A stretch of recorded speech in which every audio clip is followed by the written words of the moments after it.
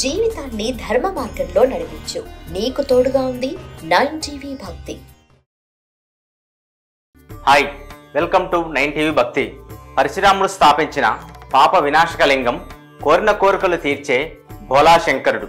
లోక కళ్యాణార్థం కోసం ప్రతిష్ఠించిన 108 లింగాలలో చివరిది.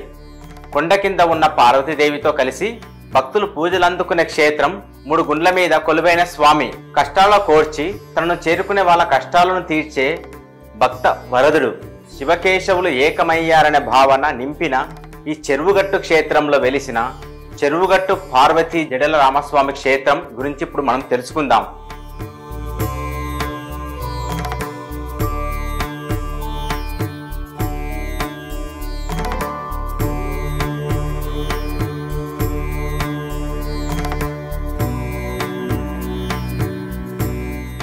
నల్గొండ జిల్లా నార్కెట్పల్లి మండలం కేంద్రానికి 6 కిలోమీటర్ల దూరంలో ఉన్న ఎల్లారెడ్డిగూడెం ఊరు తూర్పు దిక్కున ఉంది చెరువుగట్టు.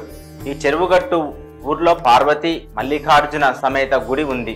ఈ గుడికి పశ్చిమాన వెలిసినదే పార్వతి జడల రామలింగేశ్వర స్వామి ఆలయం. అల్లంత దూరం నుండే గుడి గోపురం పెద్ద పెద్ద బండరాల మధ్య చుట్టూ తిరిగి ఉన్న మెట్ల మధ్యలో ఉంది ఈ గుడి. కొండ చుట్టూ వరుసగా ఏర్పడ్డ దేవాలయాలు భక్తుల్ని తన్మయత్వానికి గురి చేస్తాయి.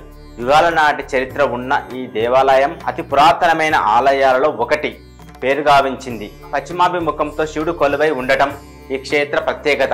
పరశురాముడు ఏళ్ల తరబడి శివుని దర్శనం కోసం తపస్సును చేస్తూ ఉంటాడు. అక్కడే ఉన్న లింగం పైన తన ధ్యాసను ఉంచి భోలాశంకుడి కరుణ కోసం తపస్సు చేస్తుంటాడు. ఎన్ని ఏండ్లు గడిచినా తనని కరుణించకపోవడంతో పరశురాముడు ఆగ్రహానికి గురవుతాడు. తన తపస్సును భంగం చేసుకొని మరి శంకరుని ప్రార్థిస్తాడు పరశురాముడు. కానీ ఎంతటికి ఆయన కరుణ కటాక్షాలు పరశురామునికి దక్కలేవు. ఇక కోపంతో తన గొడ్డెల్ని చేతిలోకి తీసుకొని పరశురాముడు లింగంపై ఊర్ధ్వ భాగంపై ఒక వేటు వేశాడు. పరశురాముని ఆగ్రహాన్ని గమనించిన నీలకంఠుడు కైలాసాన్ని విడిచి భూలోకానికి విచ్చేస్తాడు. అప్పటికే లింగం పైన గొడ్డెలి వేటుకు జడల ఆకారంలో పగుళ్ళు వస్తాయి. పరశురాముని భక్తిని మెచ్చి మహాదేవుడు వెంటనే ప్రత్యక్షమై కలియుగాంతం వరకు ఈ క్షేత్రంలోనే ఉండి భక్తులను అనుగ్రహిస్తానని మాటిస్తాడు. పరశురాముడు ఆత్మలింగంగా ఏర్పడ్డ ఆ క్షేత్రంలో పగుళ్లతో ఏర్పడిన జడల వలె ఈ క్షేత్రాన్ని జడల రామలింగేశ్వర స్వామిగా ప్రసిద్ధికెక్కింది.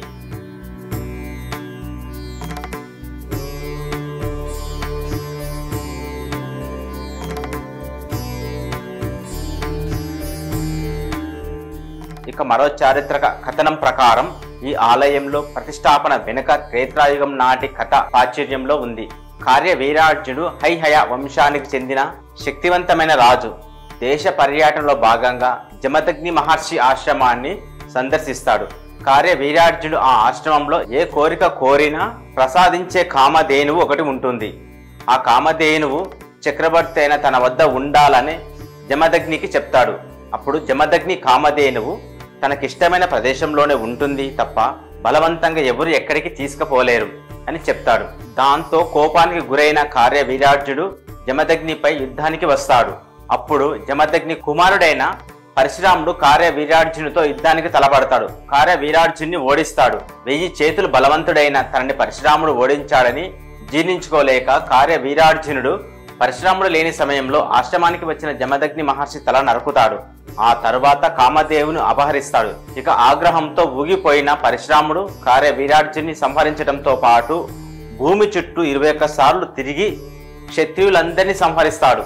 క్షత్రియ రక్తంతో పితృతర్పణం గావిస్తాడు. ఆ తరువాత శాంతించిన పరశురాముడు లోక కళ్యాణం కోసం 108 లింగాలను ప్రతిష్ఠించుకుంటూ వెళ్తాడు. అలా చివరికి చెరువుగట్టు వద్దకు వచ్చి 108వ లింగాన్ని ప్రతిష్ఠిస్తాడు.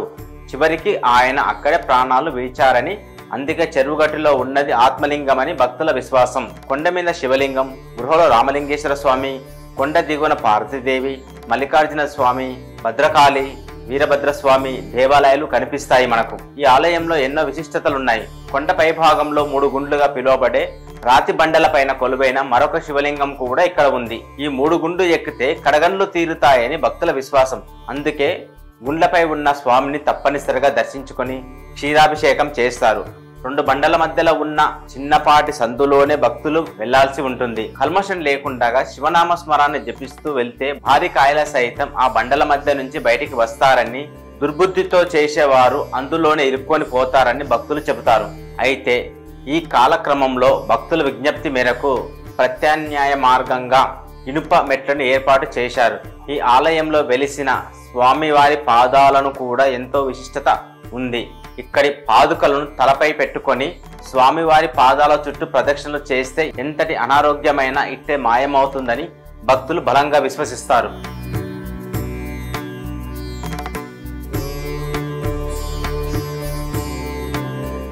ఈ క్షేత్రంలో ప్రతి అమావాస్య ముందు చతుర్దశి నాడు రుద్రహోమం చేయడం ఆనవాయితీ. అమావాస్య రోజు స్వామివారికి 1,00,000 పుష్పార్చన నిర్వహిస్తారు. అందుకే అమావాస్య రోజున ఈ ఆలయ ప్రాంగణంలో నిద్రిస్తే సర్వపాపాలు దోషాలు తొలగిపోతాయని భక్తుల నమ్మకం.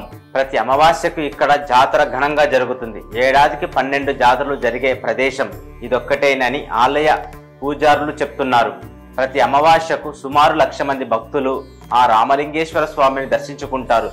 భక్తులు ఇక్కడ 3, 5, 7, 9, 11 అమావాస్యలు నిద్ర చేసి మొక్కులు చెల్లిస్తారు. ప్రతి అమావాస్యకు ఉదయాన్నే భక్తులు 1,00,000 పుష్పార్చనలో పాల్గొనడం తమకు దక్కిన అదృష్టంగా భావిస్తారు. ఇక మరొక ప్రత్యేకమైన ఆచారం ఇక్కడే ఉంది. రామలింగేశ్వర స్వామిని సంతాన స్వామి సైతంగా భక్తులు పూజిస్తారు. సంతానం లేని వారు ఇక్కడ మొక్కుతే సంతానం కలుగుతుందని విశ్వసిస్తారు. ఇక్కడ పిల్లల కోసం కట్టే తొట్టెలు అందుకు నిదర్శనం. ఈ ఆలయ అభివృద్ధి కాకతీయుల కాలంలో జరిగిందని పురాతన వస్తు ఆధారాలు చెప్తున్నాయి. 12వ శతాబ్దంలో కాకతీయ చక్రవర్తి గణపతి దేవుడు గుహాలయాన్ని నిర్మించాడని, స్వామివారి పుష్కరిణిలో స్నానం ఆచరిస్తే సకల శుభాలు కలుగుతాయని, ఈ క్షేత్రంలో మాఘశుద్ధ సప్తమి నుండి త్రయోదశి వరకు ఏటా బ్రహ్మోత్సవాలు అంగరంగ వైభవంగా జరుగుతాయి. ఈ బ్రహ్మోత్సవాల సమయంలో రాష్ట్ర నలుదిక్కుల నుండి ఈ క్షేత్రానికి పోటెత్తుతారు భక్తులు. బ్రహ్మోత్సవాల భాగంగా భోగి పండుగ రోజు అమ్మవారి విగ్రహాలు స్వామివారి సన్నిధికి చేరుస్తారు. ఆ తర్వాత కళ్యాణోత్సవం జరుగుతుంది. ఆ తర్వాతి రోజు శేషవాహనంపై పార్వతీ సేతు రామలింగేశ్వరుని ఊరేగిస్తారు. ఇక అగ్నిగుండాలు తెప్పోత్సవాలను చూడటానికి 2 కళ్ళు చాలవు. శివరాత్రికి అయితే వైభవంగా ఉత్సవాలు జరుగుతాయి. పౌర్ణమి రోజు అమ్మవారికి చండీ హోమం, మాస శివరాత్రి నుండి అమావాస్య వరకు రుద్రహోమాలు జరుగుతాయి. ఇక గుట్ట కింద ఎల్లమ్మ తల్లికి బోనాలు సమర్పిస్తారు. ఇంతటి మహిమాన్విత క్షేత్రాన్ని దర్శించుకోవడం జీవితకాల అదృష్టంగా భావించాలి.